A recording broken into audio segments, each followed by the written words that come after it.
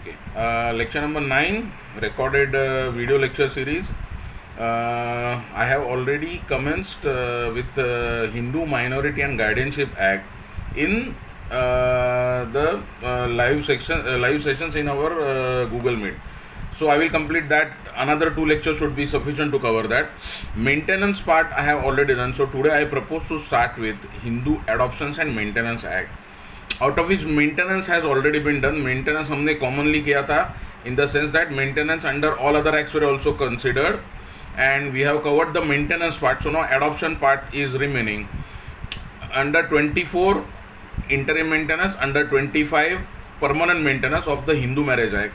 That time we saw, and we also covered Adoptions and Maintenance Act, under which a wife can claim maintenance under section 18. Now what differentiates section 18 from 24 or 25 is this, that point number 1. So I am repeating again and again for your convenience. Kindly make it a point to note all these things down. Point number 1, that under section 24 and 25, first condition precedent is that there must be a main petition being filed under any of the sections of the matrimonial causes from section 9 to 13. What are section 9 to 13? Section 9, restitution of conjugal rights. Section 10, judicial separation. Section 11, void marriages. Section 12, voidable marriages.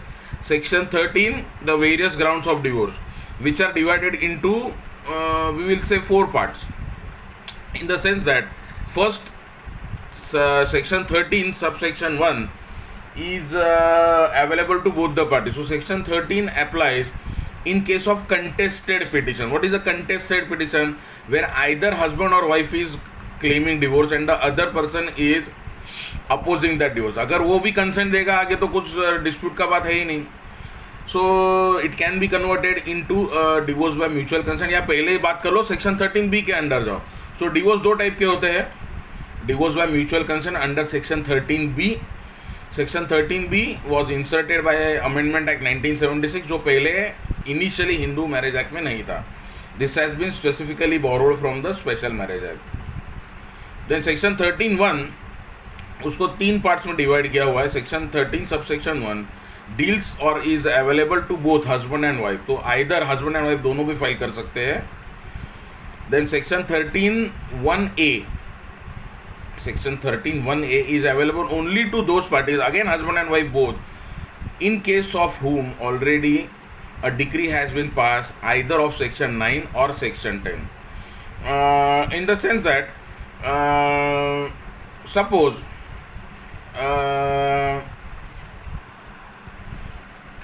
in the sense that already a decree has been passed between those 2 parties, that is husband and wife, either of section 9 or section 10. Section 9, the restitution of conjugal right, or section 10, judicial separation, and after the decree has been passed, they have not been able to resume cohabitation for a period of 1 year or upwards, whatever the reasons may be. So 1 साल के ऊपर हो गया after passing decree under section 9 or section 10, both either of the parties, या both तो नहीं होगा, either of the parties can go before the court and apply for a decree for divorce on this ground that पहले ये हो चुका था section 9 और 10 का decree and we have not resumed cohabitation.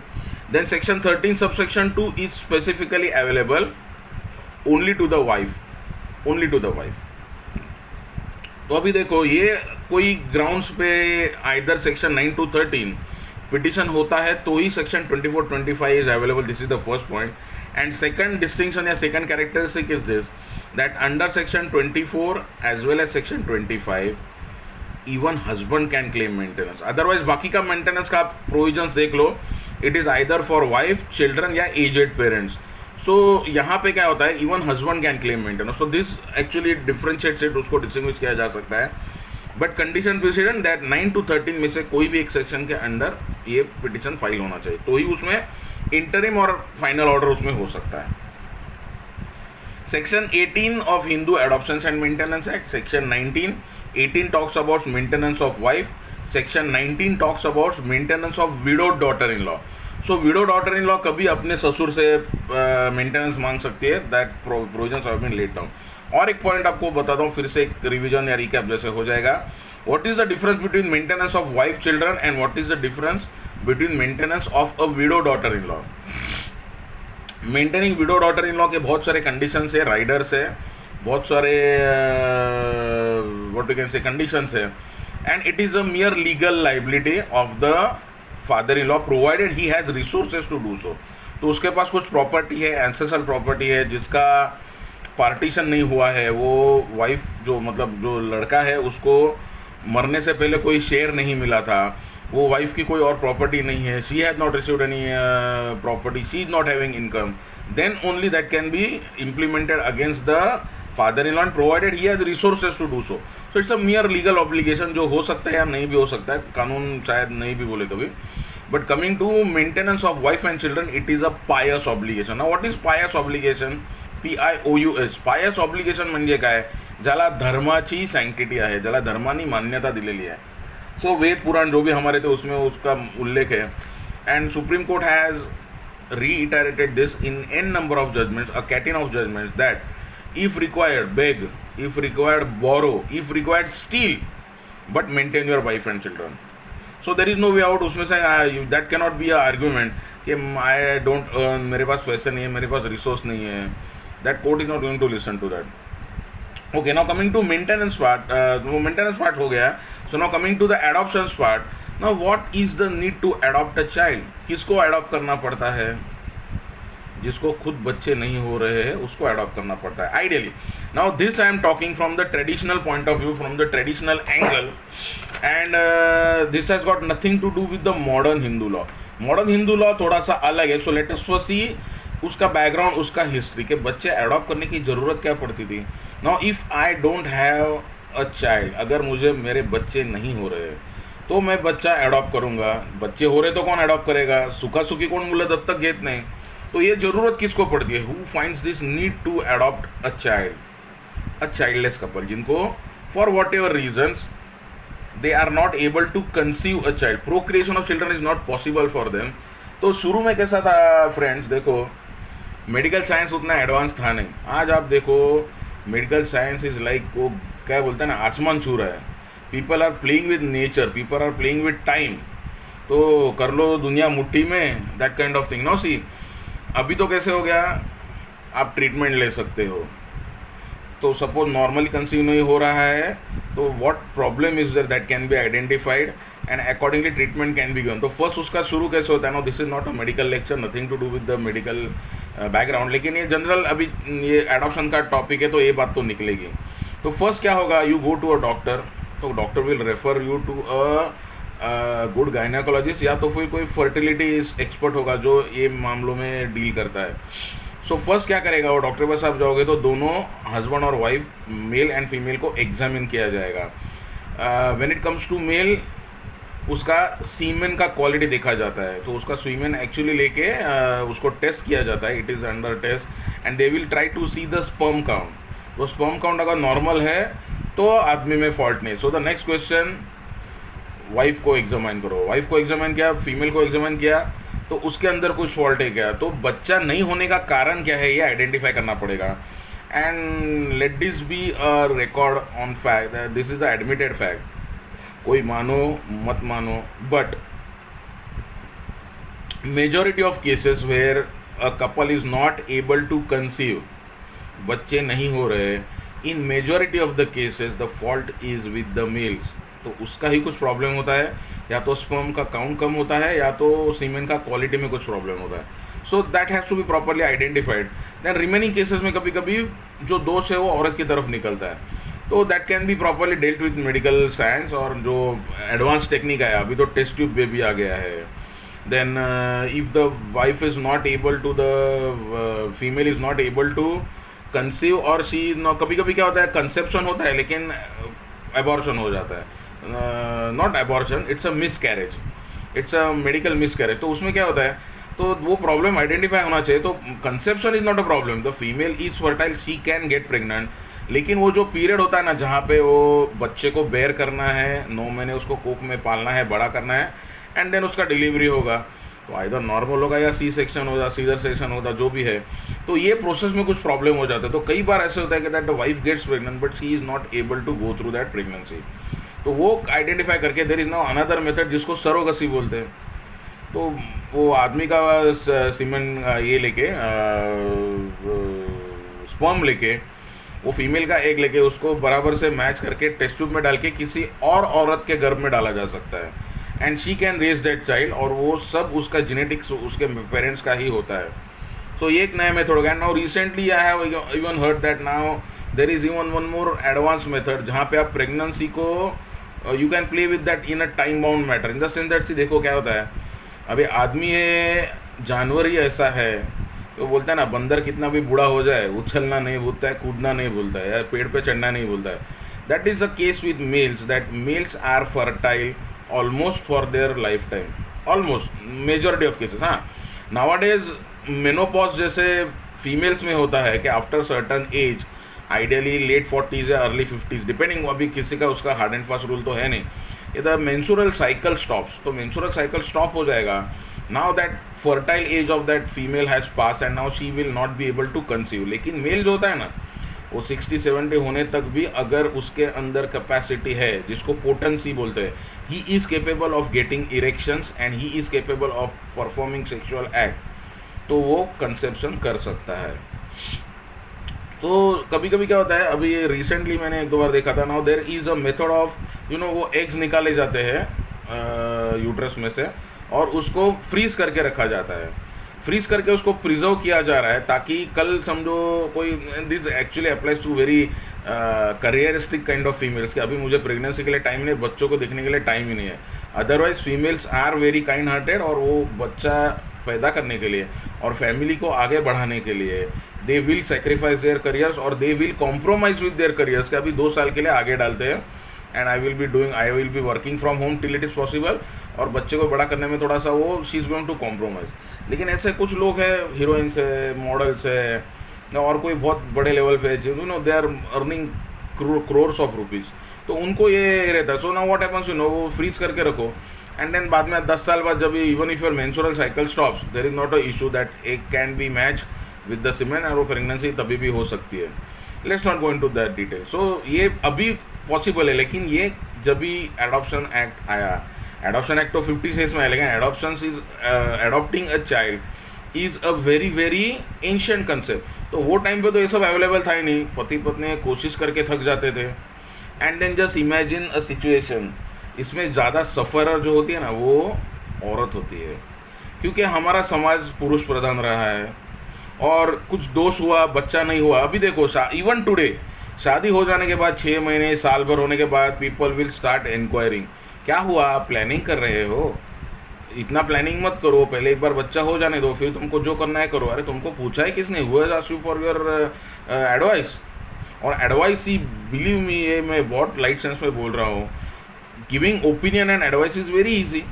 Everybody has advice to give to others. तो I always say advice is like, I can use that word here, let it be, wit everybody has. So सबके पास opinion होता है, everybody has one, तो क्या देते घूमने का नहीं, लेकिन लोगों को आदत होती है.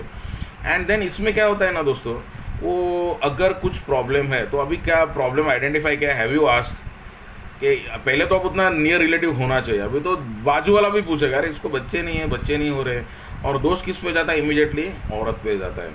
तो ऐसी औरत को वांझ बोला जाता है, बांझ बोलते हैं, वांझोटी म्हणतात मराठीमध्ये, और हिंदी में उसको बांझ बोलते हैं. बांझ में नॉट बंजर, एक ऐसी ज़मीन जिसके ऊपर कोई फसल नहीं उग सकती है. तो अगर औरत को बच्चा नहीं होगा तो उसको लेबल डाल देते हैं, बिना जाने, बिना पूछे, बिना समझे कि फॉल्ट उसके पति में है या उसमें है, वो नहीं देखा जाएगा. एंड हमारे समाज में और भी एक प्रॉब्लम है कि लड़का पैदा करना, ये भी औरत की ही जिम्मेदारी है. तो अगर लड़की हो गई पहली, दूसरी लड़की हो गई, तीसरा ट्राई किया, तीसरे बार भी लड़की हो गई, तो औरत में दोष है, वो बच्चा नहीं पैदा कर पा रही, बच्चा मतलब लड़का नहीं पैदा कर पा रही है ना. उसी मेडिकली मैं आपको बोलता हूँ, ये बात काफ़ी बार प्रूव हो चुकी है, that determining the sex of the photos, तो जो मतलब गर्भ में जो बच्चा होता है जिसने जन्म नहीं लिया है, उसका जो जेंडर फिक्स होता है, उसका जो सेक्स फिक्स होता है कि वो मेल होगी, फीमेल होगी, या कुछ ट्रांसजेंडर है, या परफेक्ट मेल है, परफेक्ट फीमेल नहीं है, जो नपुंसक कैटेगरी में जाता है, that is actually depending upon the male. तो लड़का होगा या लड़की होगी, I am not very well-versed with the medical science, लेकिन ऐसे बोलते हैं कि वो एक्स और वाई कुछ कंपोनेंट्स होते हैं, अगर एक्स एक्स मिलेंगे तो लड़का होगा और एक्स वाई मिलेंगे तो लड़की होगी, या whatever, let's not going to that detail. So determining sex of the child is basically depending on the male. तो ये भी हमारे समाज में एक ये, तो दोष किस पे डाल देना है, औरत पे डाल देना है. बच्चे अगर बिगड़ गए तो किसका फॉल्ट है, माँ ठीक से ध्यान नहीं देते तो बाप क्या करता है, बाप का काम खाली कमाना है. अगर इक्वल जिम्मेदारी है तो दोनों का इक्वल रिस्पॉन्सिबिलिटी बनता है. लेकिन आज भी हमारा समाज थोड़ा सा पुरुष प्रधान है. हाँ, today the things are changing, people are getting modern and people are changing their thinking process. वरना एक बीच में ऐसा फेज आया था when my parents were there कि औरत काम करे तो उसको घर का काम भी देखना, और बाहर अगर नौकरी करे तो वो भी उसको ही करना है, तो पति कुछ मदद नहीं करेगा. लेकिन आज के जो पति है वो इक्वली हेल्प कर रहे हैं, मदद कर रहे हैं, bringing up child, baby sitting, baby का बच्चा होने के बाद में उसका जो ये रहता है वैक्सीनेशंस वगैरह, सब ध्यान आजकल बाप लोग देते हैं. So it's a better sign and better quality of life I would say. लेकिन देखो क्या होता है, सो इसमें सफरर कौन है, औरत सफरर आहे. तो कल किधर जाएगी. आता बायकांमध्ये असं ना हळदी कुंकाचं फंक्शन असतं, श्रावण महिने में हळदी कुंकू होता है, जब हल्दी कुंकू सेरेमनी रहता है, किंवा मंगळागौरी असतात महाराष्ट्रामध्ये श्रावणामध्ये, त्यावेळेला मग अशा लोकांना ना बोलवलं जात नाही. या कोई अच्छा शुभ शकुन वाला कुछ ये रहेगा, शुभ कार्य रहेगा, उसमें इन लोगों को खड़ा नहीं किया जाता है.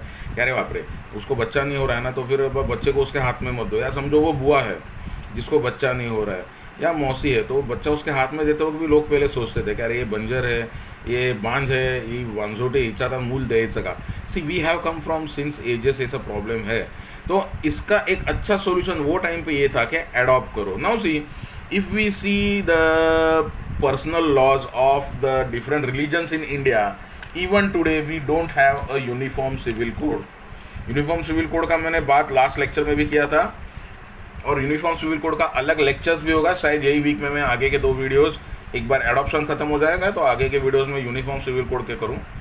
Uniform civil code article 44, it is under the directive principles of state policy, and even today it is not enforceable. आज भी यूनिफॉर्म सिविल कोड नहीं है. हिंदूज ना, हम लोग जो एक्ट कर रहे हैं वो फैमिली 2 क्या है, completely applicable only to Hindus. Family 1 जो आपको हो चुका है उसमें क्या था, मुस्लिम लॉ था जो मुस्लिम्स को एप्लीकेबल होता है. देन इंडियन डाइवोर्स एक्ट था जो क्रिश्चियंस को एप्लीकेबल होता है.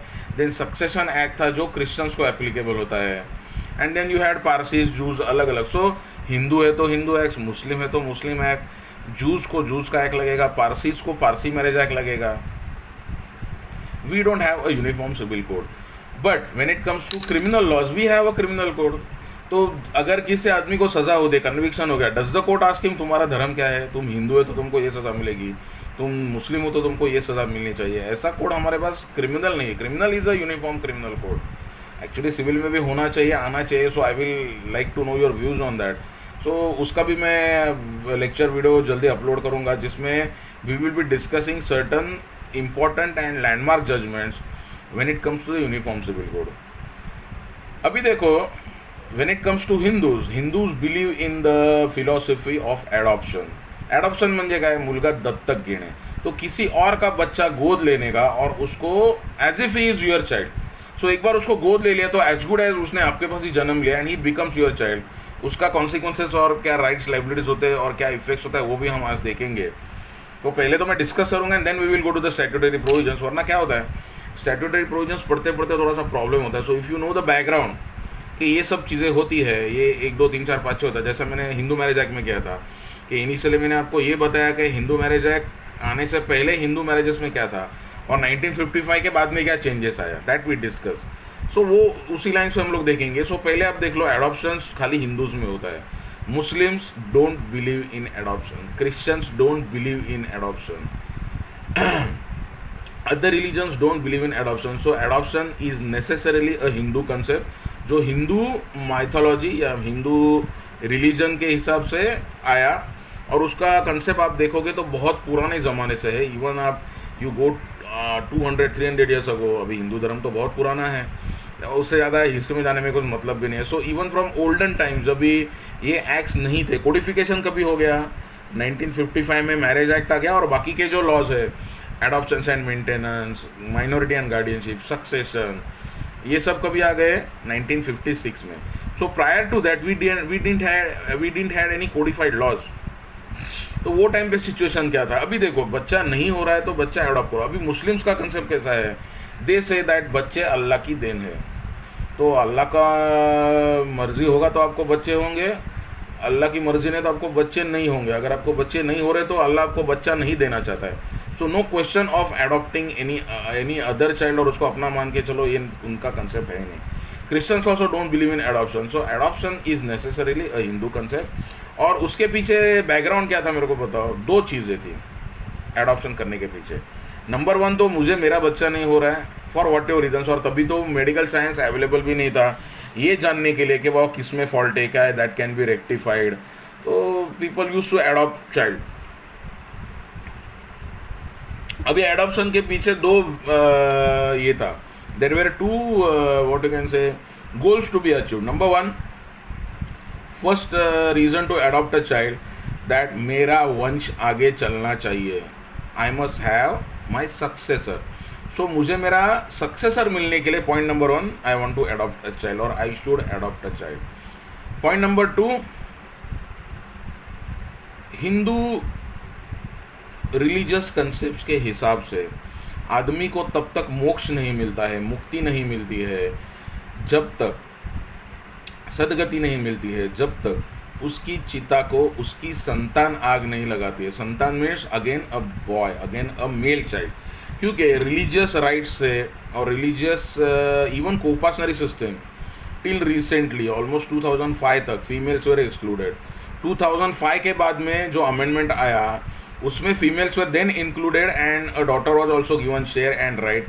And recently there has been a supreme court judgment, a landmark judgment in last month which has clarified that even before 2005, right from 1955, the girl is an co-partner and she has equal rights in property. So that has also been clarified by the Supreme Court. तो अगर ये मुद्दा निकले तो आपको ये समझ में आना चाहिए, being students of law, that prior to 2005 जब ये अमेंडमेंट आया, section 6 of Hindu succession act was amended. ये सेक्शन 6 हिंदू सक्सेशन एक्ट करेंगे तभी डिटेल में जाएंगे, लेकिन अभी बात निकली तो मैं आपको बताता हूँ। जब ये अमेंडमेंट आया तब से क्या हो गया, the daughter was given right in the coparcenary property, daughters were excluded from the coparcenary system. तो कोपासनर्स जो था, जो जॉइंट फैमिली प्रॉपर्टी थी, उसमें से फीमेल्स को एक्सक्लूड किया जाता था and females use to be given only right of maintenance.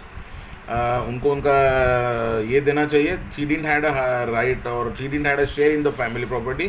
And अगर ड्वेलिंग हाउस है, एक जॉइंट फैमिली प्रॉपर्टी का हाउस होता है, तो उसमें she had a right of residence. तो ड्वेलिंग हाउस रहेगा तो उसको रहने का राइट था जब तक वो पार्टीशन होके ना बिके। And she could never demand partition also. अगर वो कोपासनर है तो पार्टीशन कहाँ से डिमांड करेंगे। लेकिन ये सब rights were given to the girl child after 2005 amendment. और एक कट ऑफ डेट है 2004 का, वो हम लोग जब भी सक्सेशन करेंगे तभी करेंगे, क्योंकि अभी फिर उसमें टाइम जाएगा। Prior to that this amendment was not applicable. Now supreme court has clarified that. तो कुछ लोग ऐसे जो व्हाट्सएप का जो एक बड़ा यूनिवर्सिटी उसमें आ रहा है, देखो सुप्रीम कोर्ट ने ये किया, सुप्रीम कोर्ट ने वो किया। अरे सुप्रीम कोर्ट ने खाली ये किया that it has made applicable that this judgment will apply retrospectively. मतलब अमेंडमेंट कभी आया 2005 में, वो उसके पहले से एप्लीकेबल है। और 1955 से भी अगर कुछ राइट है तो that can be claim. This is the judgment of the supreme court. तो नया नहीं, नए से कुछ राइट दिया गया नहीं है, खाली वो एक्सटेंड किया है उसको। इफेक्ट जो है वो रेट्रोस्पेक्टिव दिया गया, मीन्स बैक डेटेड। वो जब भी सक्सेशन करेंगे that we will go into that. So see दो व्यूज़ थे या दो कारण थे एडॉप्शन करने के। नंबर वन, पहला तो मुझे बच्चा नहीं हो रहा है, वो तो क्लियर है। So first reason to adoption was that I want a successor. मुझे मेरे प्रॉपर्टी होगा, मेरा वंश होगा, उसको आगे चलाने के लिए, मेरा नाम रहने के लिए कोई चाहिए। So I need a heir, legal heir, मुझे कानूनन वारस चाहिए।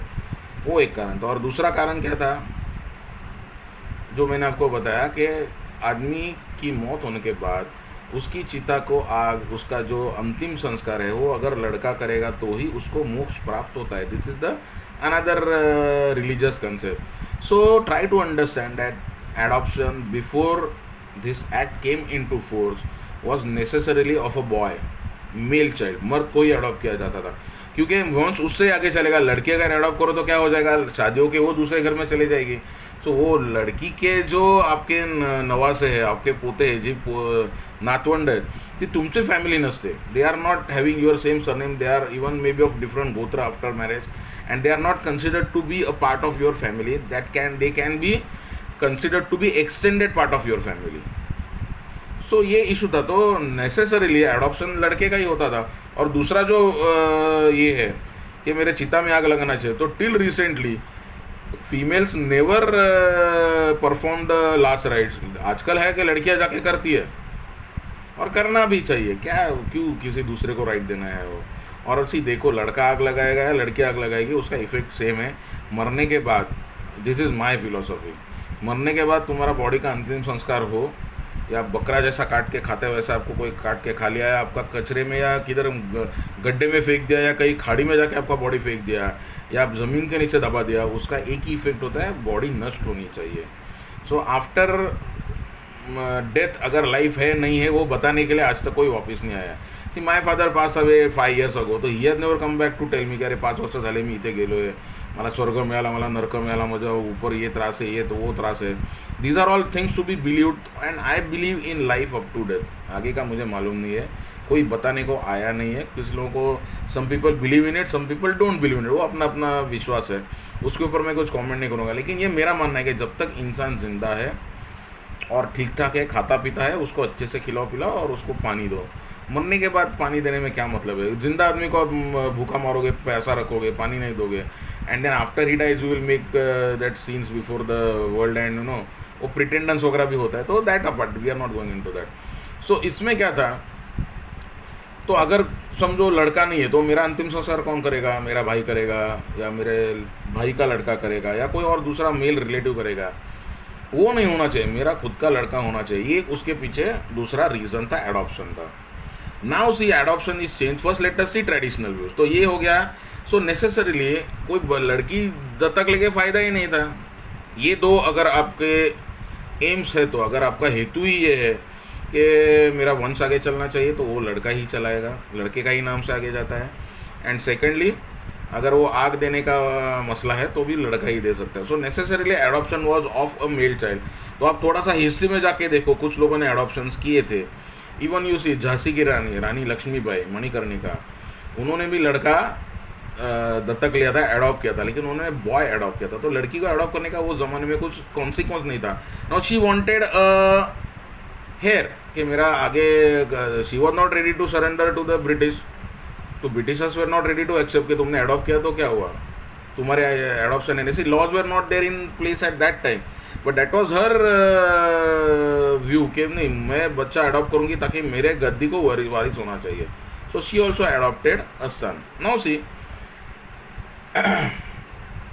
तो ये तो पहला हो गया ट्रेडिशनल कंसेप्ट. सो अभी देखो एडॉप्शन का जो मॉडर्न कंसेप्ट है, उसमें और एक नोबल कंसेप्ट आया है कि ओके सी, अभी ये तो चीज़ें रह गई बाजू में. नाउ टुडे एडॉप्शन का जो ये है, what we can say view है, या एडॉप्शन करने के कारण बहुत मॉडर्न हो गए. आज 2 कारण है. Number 1, a childless couple gets a child. तो जिनको बच्चे नहीं हो रहे उनको बच्चा मिल रहा है, बड़ी बात है. एंड नंबर 2, जो एक अनाथ बच्चा है, या जिसको ये नहीं है, उसका पेरेंट्स मालूम नहीं है, दैट चाइल्ड हैज़ बीन एबंडन्ड, तो कहीं भी छोड़ देते बच्चों को, तो वो बच्चे को भी एक घर मिल जाता है. So it is both way. See, दोनों को ज़रूरत है, दोनों को ज़रूरत है. तो वो हिसाब से दोनों का फ़ायदा हो जाता है. A childless couple gets a child and an orphan gets a parents. उसको एक घर मिल जाता है. सो आगे का उसका जो कुछ भी संगोपन जिसको बोलते हैं, ब्रिंगिंग अप दैट चाइल्ड, उसको बड़ा करना है, तो उसका एजुकेशन, फूड, पहले तो food, clothing, shelter, then education, medical, everything will be taken care of, और वो बच्चा अच्छे से बन के एक जिम्मेदार इंसान बनेगा. नाउ सी, तो ये हो गया आजकल का कंसेप्ट. तो आजकल even today girls are adopted, कोई इशू नहीं है, क्योंकि अभी वो पुराना कंसेप्ट तो रहा ही नहीं. सो टुडे बच्चा लेने का अभी तो फैशन भी हो गया, मालूम है. I am using this word fashion, क्योंकि जो लोग केपेबल है, जिनको बच्चा हो सकता है, for reasons known best to them. तो रीजंस कुछ भी हो सकते हैं. We are not concern with that, we are not even going in to that. अरे कौन बच्चा पैदा करेगा, रेडीमेड बच्चा मिल रहा है ना, ले लेते. या एक बच्चा पैदा करके उसकी जिम्मेदारी उठाना और एक कैलेंडर, ये कैलेंडर नहीं क्या बोलते उसको, एक इंसान को खाने वाले मुंह को पैदा करना, उससे अच्छा एक काम करेंगे जो है उसको अडॉप्ट करेंगे। रीजंस में भी वॉट एवर। सो आजकल थोड़ा सा एक बच्चा होने के बाद दूसरा बच्चा अडॉप्ट करने का भी थोड़ा सा चलन आ गया है, that people are adopting even those who can conceive, whatever reasons, we are not going in to that. So we are not after the point view के आदमी का इरादा क्या है, what is there, what you can से,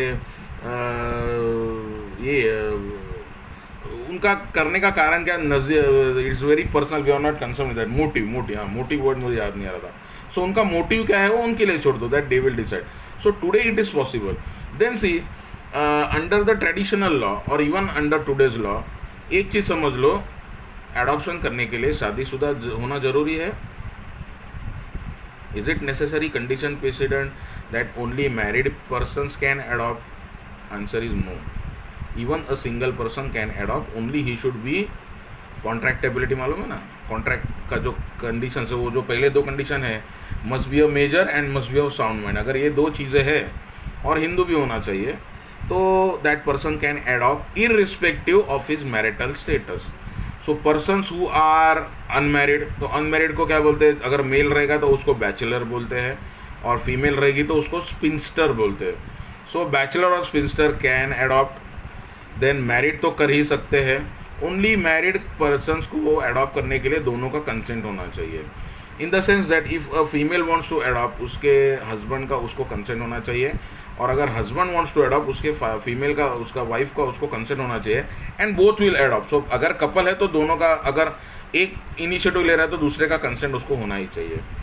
then window, विधवा जिसका पति मर चुका है, या विडोवर जिसको रंडवा बोलते हैं, जिसकी वाइफ मर गई है, even they can adopt, even they can adopt. Only one thing याद रखो कि अगर कोई विडो या विडोवर, उसका पति या पत्नी गुजरने के बाद अगर बच्चा अडॉप्ट करता है, and then he subsequently marriage, so पहले उसने बच्चा अडॉप्ट किया और अभी वो शादी कर रहा है, तो जो उसकी सेकंड या नई वाइफ आती है या सेकंड या नया हस्बैंड आता है, वो उस बच्चे का स्टेप फादर या स्टेप मदर बन जाती है, स्टेप फादर या स्टेप मदर बन जाती है। नाउ सी, ये तो हो गया certain things. Now see, adoption के कुछ इफेक्ट्स होते हैं, एडॉप्शन के कुछ कंडीशंस होते हैं। So we will go into detail and read every section, no doubt about that. लेकिन आप पहले कुछ चीज़ समझ लो। तो पहले तो आप ये समझ लो कि क्या हो रहा है, एडॉप्शन हो रहा है मतलब क्या हो रहा है। एक फैमिली है ए और दूसरी फैमिली है B.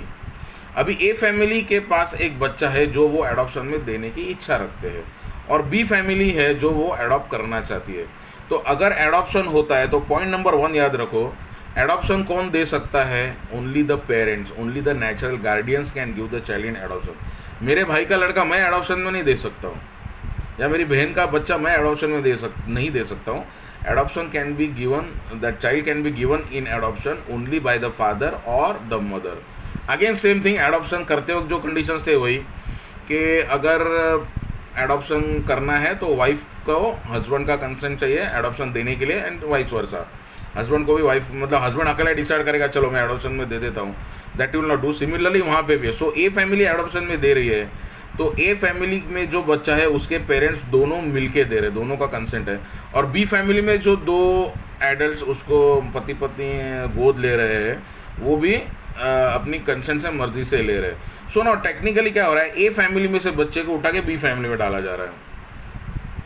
So it is completely approve thing. कोई चीज़ जैसे आप ए फैमिली से उठा के बी फैमिली को दे देते हो ना, वैसे हो जाता है। And one thing to remember, आपका ट्रांसफर प्रॉपर्टी एक्ट भी शायद यही सेमेस्टर में है, उसमें एक मॉर्गेज का रूल है। देखो, once a mortgage always a mortgage.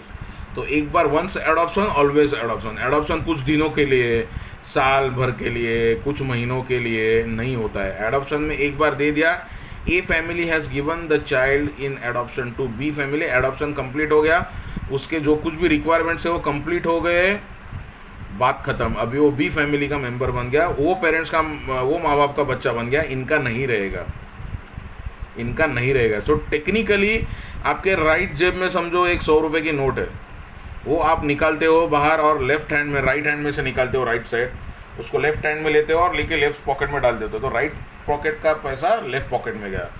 तो something that kind of thing. So now here the child will be now in that family. So a family में से उसके पूरे संबंध खत्म हो जाएंगे. नाउ जो जन्म देने वाले माता पिता है वो माता पिता नहीं रहेंगे. अभी माता पिता कौन होंगे? Those are taken in adoption. So there are certain effects of adoption, there are certain conditions of adoption. अभी देखो, पहले तो ये आप समझ लो कि एडॉप्शन करते वक्त नंबर 1 माँ बाप दोनों का कंसेंट होना चाहिए, और वहाँ पे भी माँ बाप जो ले रहे हैं उनका कंसेंट होना चाहिए. Now see the entire act when it comes to adoption is completely silent as to the consent of the minor child. तो बच्चे को पूछने का कुछ सवाल पैदा ही नहीं होता है. वो बच्चे को पूछने का उसका कंसेंट इमटेरियल है. तो बच्चे को पूछा ही नहीं जाएगा तुमको एडॉप्शन में दूँ क्या. नेक्स्ट, एक बार एडॉप्शन में बच्चा दे दिया, I told to you once adoption it is always adoption and final. तो उसके बाद में वह मैंने तुमको बच्चा दिया था मेरा गोद, अभी मुझे वापस कर दो, नहीं मांग सकते हो. वो बच्चे को कभी कभी पिक्चर में ये सिचुएशन हम लोग फिल्म्स में देखते हैं, तो बच्चे को पता चलता है अरे मुझे ये माँ बाप ने जन्म दिया था और इनको दत्तक दिया गया है, मुझे इनको सौंप दिया, तो मैं अभी मेरे घर वापस जाना चाहता हूँ. तो कल even after that child learns that he was adopted, there is no question of going back to that family. अभी वो इस फैमिली का हिस्सा बन चुका है. देन नेक्स्ट, अगर समझो वो बच्चे को एडॉप्शन में देने से पहले, before he is being given in adoption, some property has been given to him. तो समझो फॉर एग्जांपल किसी रिश्तेदार का ये था, से फॉर एग्जांपल मतलब आपको सीधा एग्जांपल ही देता हूँ क्योंकि फिर क्या हो जाता है बातें एकदम हवा में हो जाती है.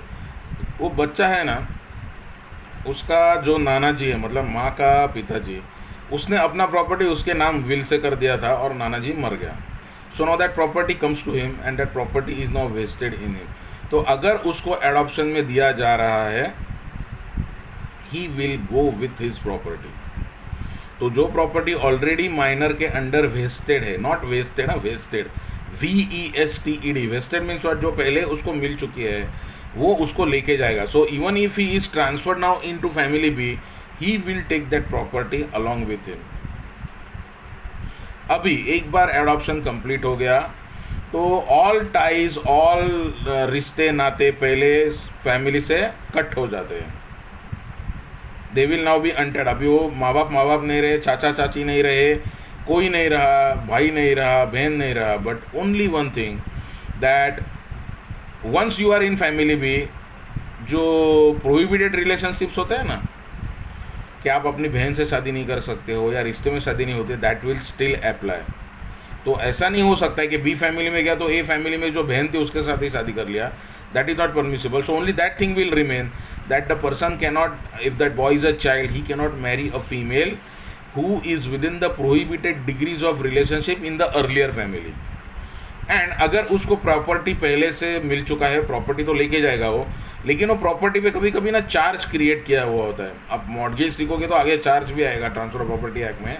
सो सपोज वो नाना की नानी थी, एक वाइफ थी, वाइफ तो सबकी होती है, तो उसकी वाइफ थी जिसको बाद में उसके मरने के बाद संभालना है. तो that charge is created on the property. तो प्रॉपर्टी में से मेरी वाइफ को मेंटेनेंस मिलना चाहिए. Property will go to my daughter's child. तो वो एडॉप्शन में कल चला गया तो भी ये जो राइट है, चार्ज है, वो एग्जीक्यूट हो सकता है. और प्रॉपर्टी उसको मिल चुकी है, लेकिन वो प्रॉपर्टी के अगेंस्ट अगर चार्ज है तो उस प्रॉपर्टी को चार्ज करके मेंटेनेंस का अमाउंट उसमें से निकाला जाएगा. So these are general things you need to know. एक एक चीज़ हम लोग डिटेल में करेंगे. Will start reading the act और एक एक प्रोविजन हम लोग देखेंगे. अभी देखो, पहले तो when it comes to adoption, conditions of adoption. तो कंडीशंस अभी देखो 3 पार्टी इन्वॉल्व है. There are 3 parties who are involve in the adoption. Number 1, the parents who are giving in adoption. Number 2, the parents who are taking in adoption. And number 3 is the subject matter of adoption. Adoption किसका हो रहा है? बच्चे का हो रहा है.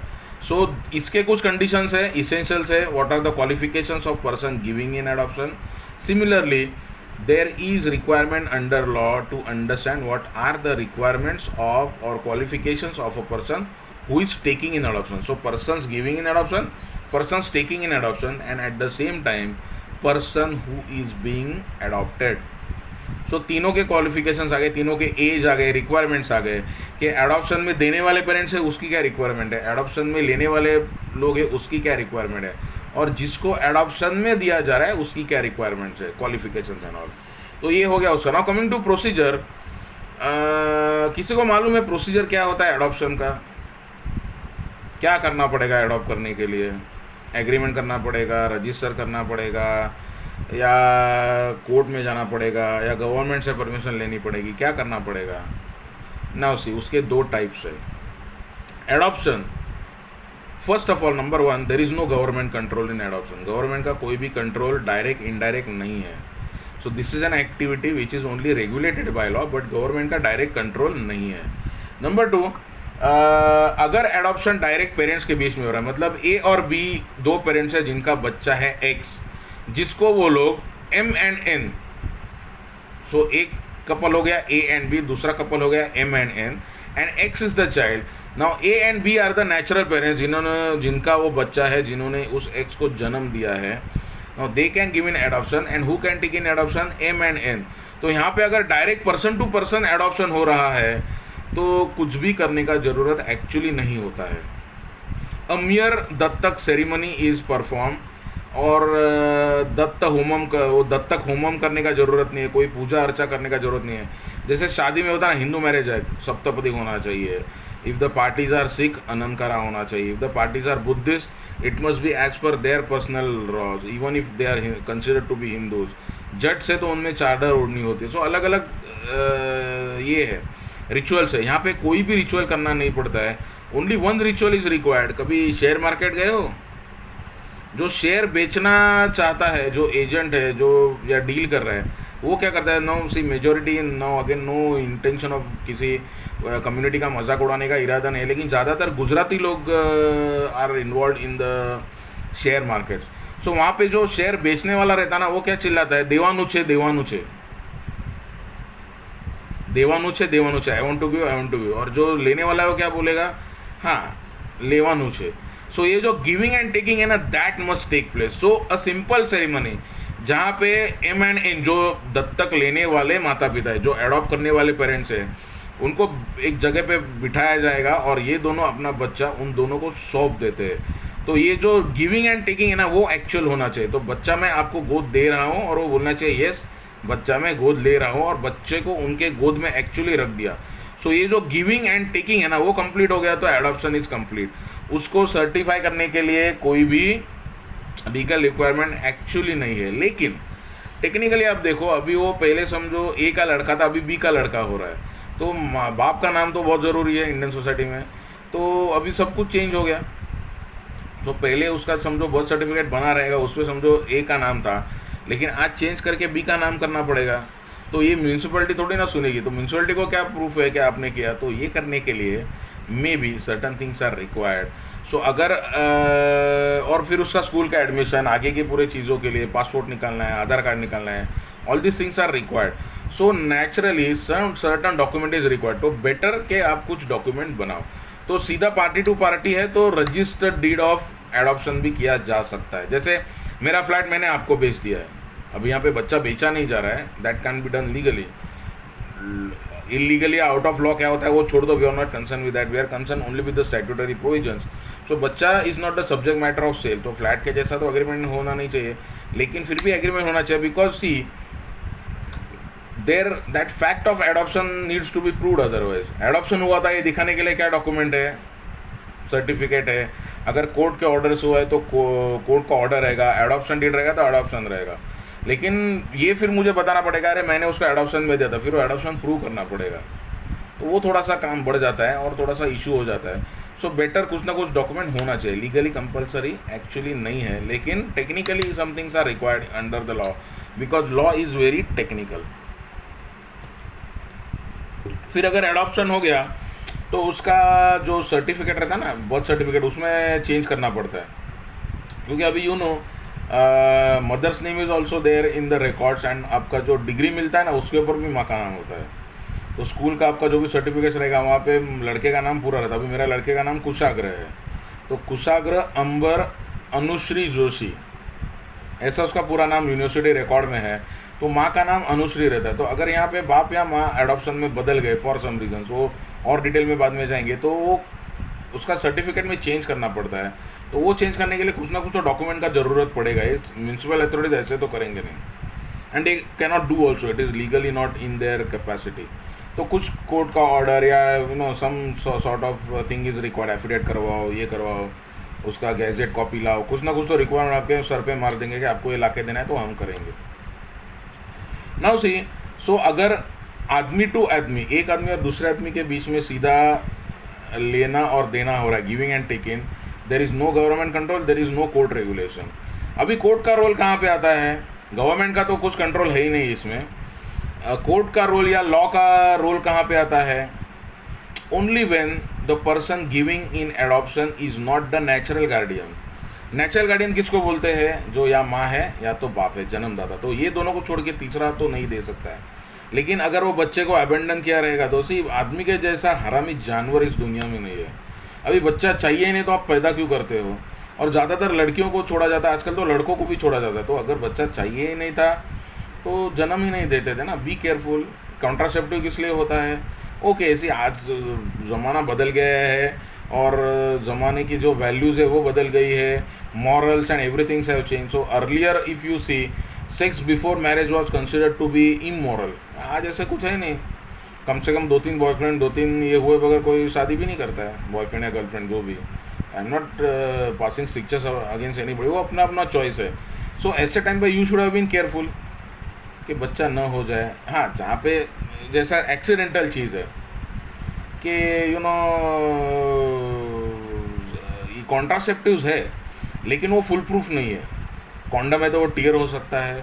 अगर आप कॉन्ट्रासेप्टिव पिल्स ले रहे हो तो उसमें कुछ आगे पीछे हो गया और कम ज़्यादा हो गया, गोली खाने का रह गया, कुछ हो गया, एंड देन गलती से कंसेप्शन हो गया। गलती से means what? See nature is going to act. अगर वो स्पर्म और फीमेल एग अगर एक साथ आएंगे तो वो बच्चा होने वाला है ही, तुम्हारी मर्जी हो या तुम्हारी मर्जी ना हो।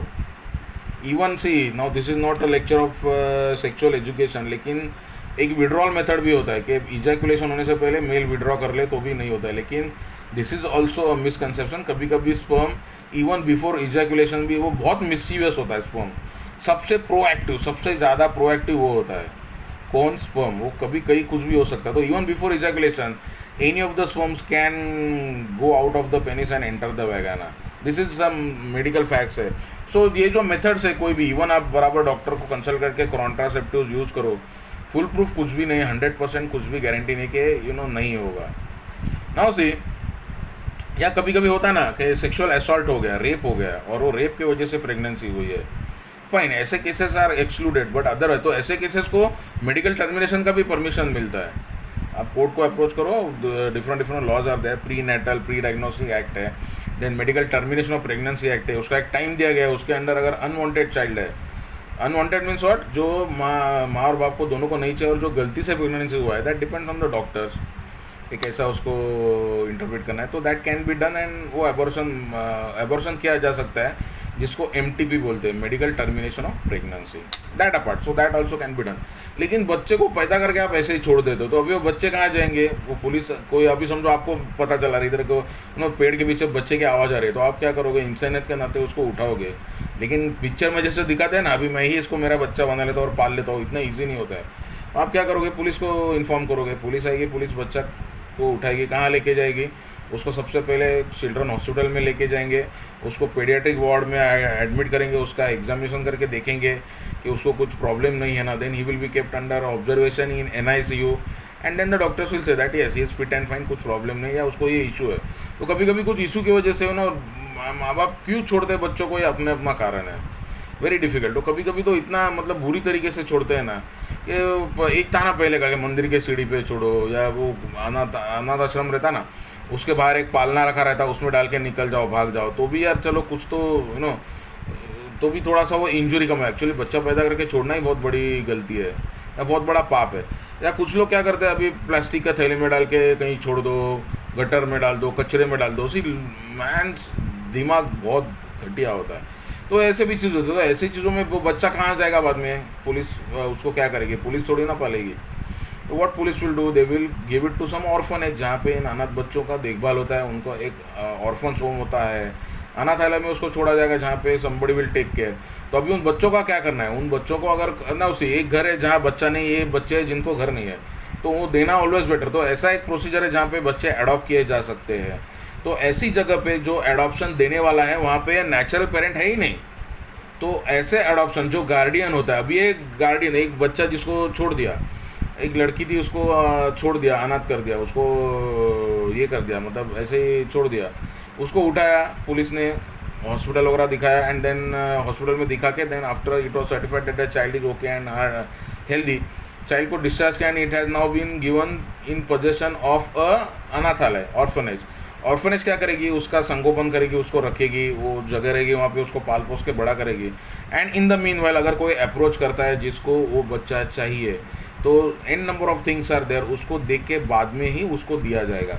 तो ये जो देने की क्रिया है, ये जो देने की प्रक्रिया है, ये जो प्रोसेस है, that is under the supervision of court. And एक बार वो डिसाइड हो गया, वो प्रोसीजर को अनाथालय में जो एक मेट्रन या जो हेड रहता है, he is considered to be guardian of that children, and then he will decide कि किसको देना है नहीं देना है। वो गवर्नमेंट का प्रोसीजर्स लेट डाउन है, इसमें लॉ का भी प्रोसीजर है कि एग्जैक्टली क्या करना चाहिए, कैसे करना चाहिए।